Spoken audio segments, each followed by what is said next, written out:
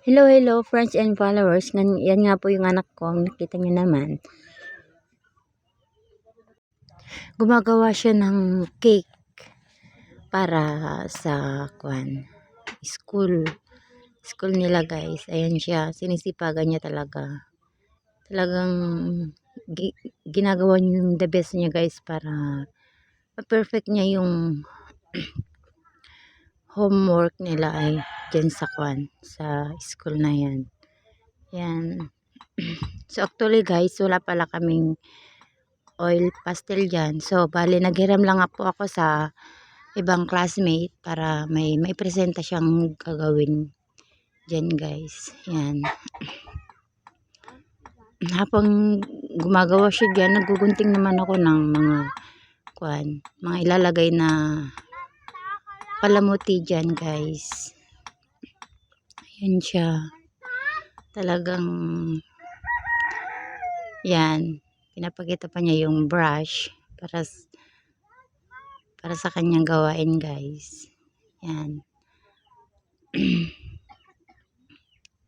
Habang gumagawa siya dyan, ayan. Yan. Talagang ginagawa niya yung the best niya guys para sa ganun may presenta naman siyang gawain niya. Yan. Yan. Sige, dikit ng dikit siya guys. Ayaw niyang magpatalo. Yan. Ako naman. Nililipat ko siya dun sa wala pang nilagay na pintor ng oil pastel. Yan. Ayan siya. Sige. Yan na. So, naglagay na po kami ng kanyang palamuti para lumabas yung pagka-aura ng cake niya guys. Yan. Donut. Cake donut niya. Ayan siya. So, yan. Dahil mabagal nga siya at meron pa silang activity. So, tinulungan ko na siya guys. Yan. Para mas madali. Magawa niya din agad.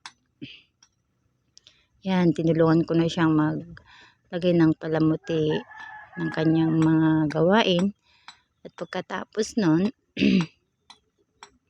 nang sa ganun, perfect niya yung donut niya. At ayan nga si auntie, so sinabi niya na tapos na daw ba kami sa pastel. Yun, kinuha na niya yung oil pastel, guys. At yung brush, iiwan na lang at babalik ko na lang pagkatapos kong mahugasan. Yan. Siya, patuloy pa rin siya sa paggawa, guys. Wala siyang talagang ginagawa niya yung the best niya sa paggawa ng kanyang donut. Yan.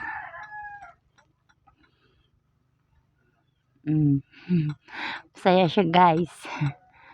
Pati si mama excited din sa kanyang gawain. So bali yan, nilinisan ko na yung kalat niya. At nang sa ganun, may gagawin pa kasi sila dyan guys. Magsusulat pa siya dyan. So, bale, yan. Tinaob-taob na niya para makita namin kung ano pa yung hindi pa naidikit. Ayan. So, bale yan nga po yung kalabasan niya. Ayan. Ayan na siya. Para makita nyo yung talagang kanyang kuha guys. Ayan. Yan na po yung presentation. So, ayan na po si Cloven. Nag-ano na siya. Nagsusulat na naman siya. Pagkatapos niyang gumawa ng kanyang activity na donut. So, bale, nagsusulat po siya ng letter D. Ayan. Ayan, talagang masipag po yung batang yan. Talagang ginagawa niya yung the best niya para sa ganun magawa niya yung the best niya. Gumawa magsulat ng letter T. Ayan. Susulat na po siya guys. Kita nyo naman po dyan sa video na talagang susulat siya. So bali, pinakatan ko po yan ng ballpen na wala pong pinta para nang sa ganun may matrace po siya. Kasi Hindi pa po siya talaga totally marunong magsulat guys. So, bali, tinutulungan ko po siya bilang isang nanay. Ginagawang lahat para nang sa ganun matuto ang ating mga anak guys. Ayan, medyo mabagal po siyang magsulat dyan. So, ang ginagawa ko dyan ay binibigay ko yung the best na pasensya sa kanya guys. Para nang sa ganon, talagang ma-focus niya yung kanyang gawain guys. Bilang isang ina, talagang